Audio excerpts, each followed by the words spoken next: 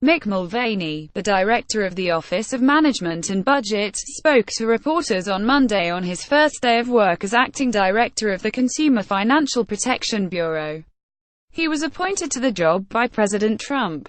Joshua Roberts, Reuters, Washington. President Trump's deregulation push got a boost after a federal judge denied an emergency request on behalf of an Obama-era holdover who disputed Mr. Trump's decision to appoint a new acting director of the Consumer Financial Protection Bureau, delivering a legal victory to the White House, which argued that the president had the authority to install a new leader. The ruling addressed a partisan legal spat at an agency thrown into chaos as two acting directors publicly laid claim to the title of rightful, if temporary, leadership. Both used every tool at their disposal, including baked goods and multiple all-staff emails.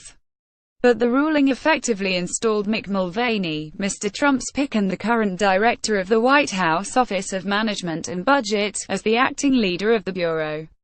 On Tuesday afternoon at a hearing, where attendees lined up behind a velvet rope and an overflow room had been set up, Judge Timothy J. Kelly of the Federal District Court in Washington jokingly remarked that there had been some interest in our proceedings. In his ruling, Judge Kelly sided with lawyers for Mr. Trump and Mr. Mulvaney on the grounds that the Federal Vacancies Reform Act, signed into law in 1998, gives the White House the authority to appoint a replacement.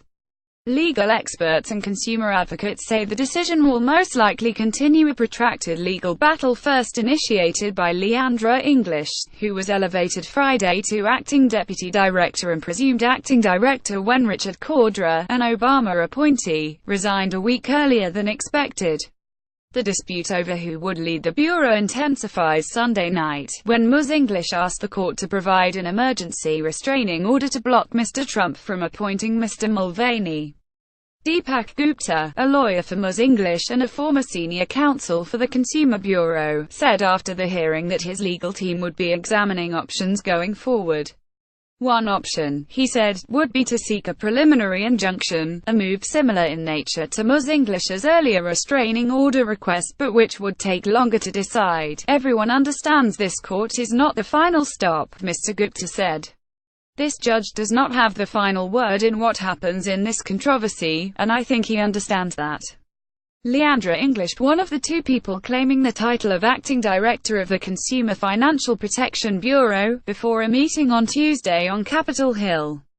Zach Gibson for The New York Times. The legal skirmish had pinned the language in two federal laws against each other.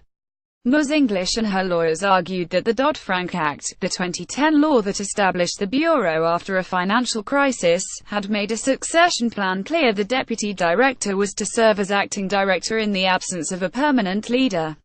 Mr. Trump is able to appoint his own director, but confirmation could take months and slow Republican efforts to defang the agency. Mr. Cordray's effort to appoint Ms. English was seen as an effort to extend this process. In a court filing delivered late Monday, lawyers for Mr. Trump and Mr. Mulvaney had said that the confusion surrounding the Bureau's leadership stems from Ms. English's meritless claims because the President, the Justice Department's Office of Legal Counsel and the agency's general counsel all agreed that Mr. Mulvaney was the acting director.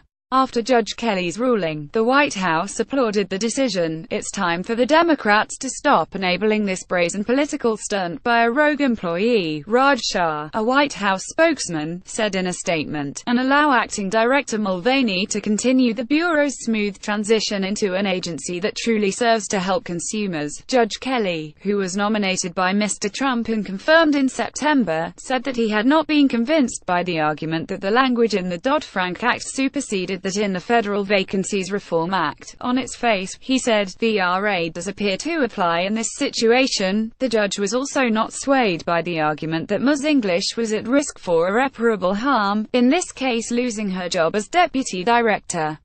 But lawyers observing the case said that the decision on Tuesday still could keep day-to-day operations, and Ms. English's job, at the Bureau in limbo.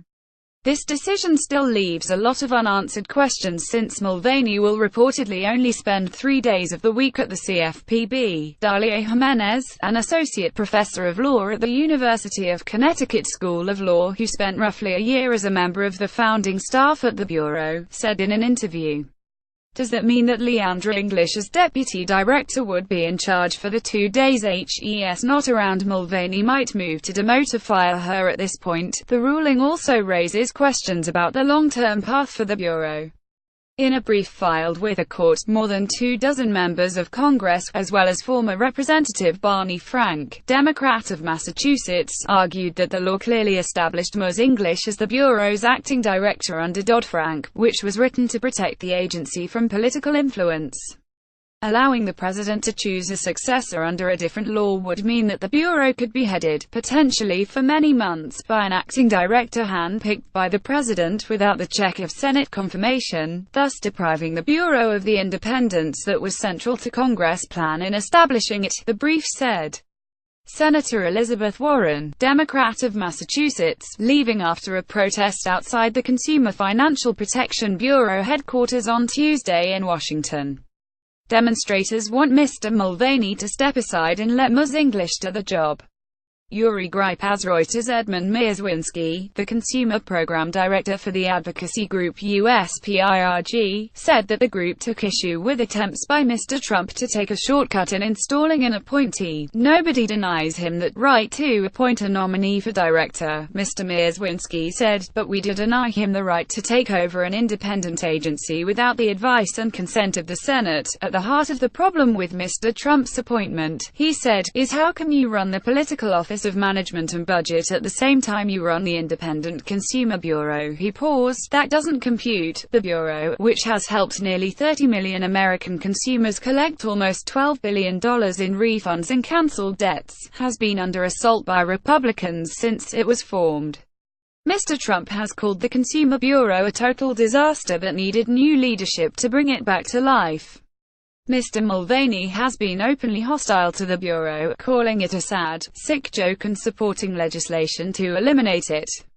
Earlier Tuesday, Ms. English made it clear that she would fight to continue working at the Bureau after Mr. Mulvaney's tumultuous first day on the job. Yesterday, I spent time at the CFPB, I reviewed transition materials, and I met with members of Congress to lay out my plans for ensuring that the Consumer Bureau continues to fight for working families, Ms. English said in a statement relayed through Mr. Gupta. Today, I plan on spending the day at CFPB headquarters taking calls and meetings with external stakeholders and Bureau staff. Mr. Mulvaney sent his own message to staff members, reiterating an earlier directive to disregard messages from Ms. English in which she purports to be the acting director. I apologize for having to send this instruction again, Mr. Mulvaney wrote to the staff. And I feel terrible about you folks being put in this position. As I understand it can be both confusing and disruptive. By Tuesday evening, Mr. Mulvaney's name and photo were listed under the Director section of the agency's website. And he had already taken steps to shape regulatory activity inside the Bureau, including a freeze on any significant actions, his lawyers said in court. Katie Rogers reported from Washington, and Tara Siegel-Bernard from New York. Natalie Nieves contributed reporting from Washington.